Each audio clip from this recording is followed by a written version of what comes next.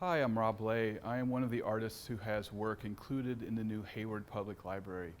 The piece I did was entitled Index 1. It is a 3-story sculpture in the form of an acrylic relief consisting of many layers of yellow, blue, and white acrylic.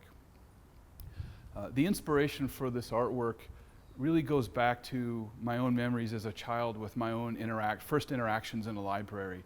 And in particular being really drawn towards the reference section. And so these would be the books, the dictionaries, thesaurus, and in particular encyclopedias.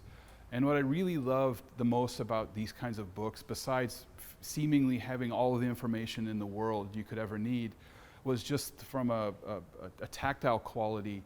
The books were thick and they had a mass to them, and there were moments along the page edges where there were indexes, A through Z, sometimes numbers, a little section saying that these are where the illustrations are, these are where the pictures are.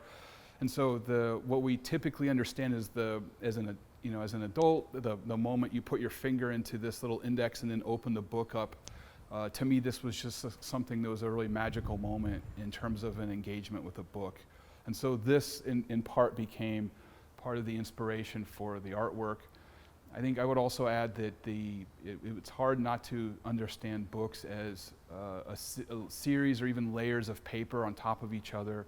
And so I was really interested in creating an artwork that, rather than being a big monolithic sculpture, for example, could really be seen and understood and even constructed, for that matter, with a series of layers of acrylic. And so what I hope when people see the artwork is they see these multiple layers through these eroded kind of moments in the sculpture, and it perhaps elicits ideas of pages and that you might see flipping through a book.